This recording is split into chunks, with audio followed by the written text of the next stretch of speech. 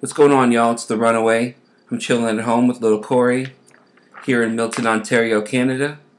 What you're about to see is the trailer for a documentary on yours truly, put together by some excellent students at Sheridan College in Oakville, Ontario. We're going to be having a documentary release party Tuesday, March the 1st at St. Stephen's Church in Toronto, Ontario.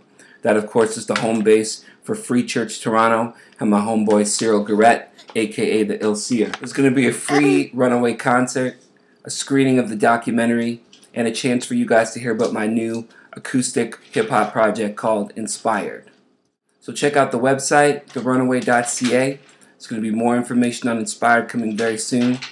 Bring your friends to the Toronto show, and we'll have a good time. Peace.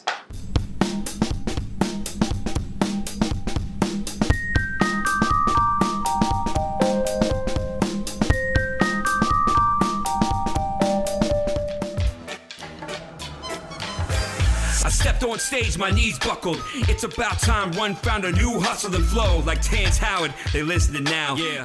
This is John Corbin. Rapper by night, dad and high school teacher by day. He's a humble man who goes by the stage name The Runaway, and he raps about his beliefs on life and social justice.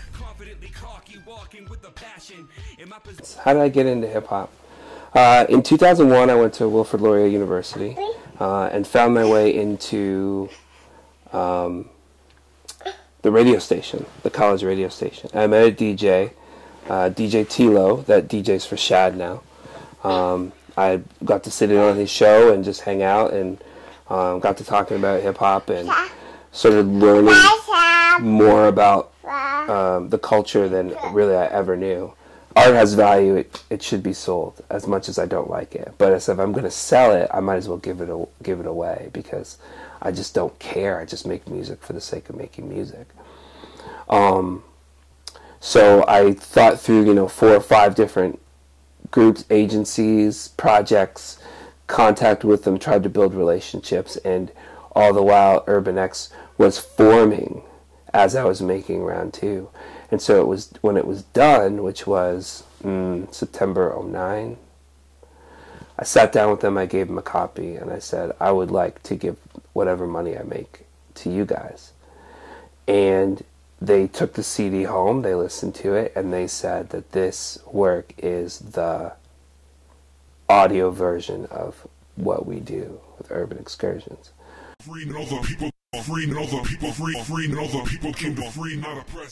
Graffiti Alley in Toronto is the home base for most of Urban X's work. We caught up with the co-directors of this charity to find out what they're all about, as well as getting an understanding into John's work with them. But every year I just started bringing groups of friends up. We would just come up and just hang out with people, and sometimes it was the same people every year. We got really attached to them, they became family to us. The big thing for Urban X is that it's a two-way street versus a typical mission trip where it's, you come to give something of yourself to someone who has less than you kind of attitude, and it is people coming and saying, I want to be taught, that we're all teachers for each other and we're all students of each other in our community. One of the shows that we had produced was a hip-hop CD release by an artist called The Runaway, John Corbin. Never met him before, and some of the local artists that we worked with in the scene actually knew John, and so I was kind of excited. And when he came in, he actually did hip-hop with a band.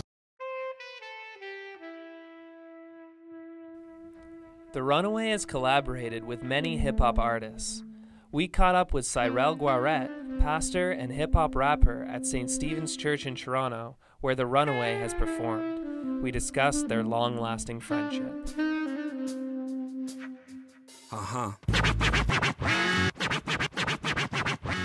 It's still about community, and it's still about unity.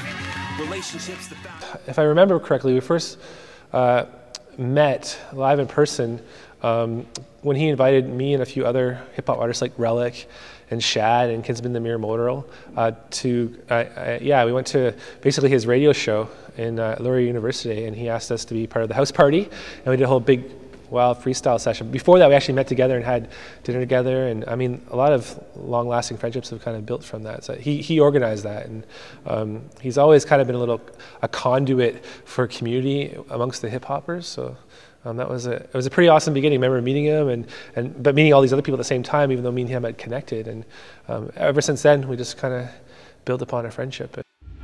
We hope John's work continues to grow in the future, and we leave you with a final thought from the man himself. I don't live or die in hip-hop. I live or die for my faith and my family.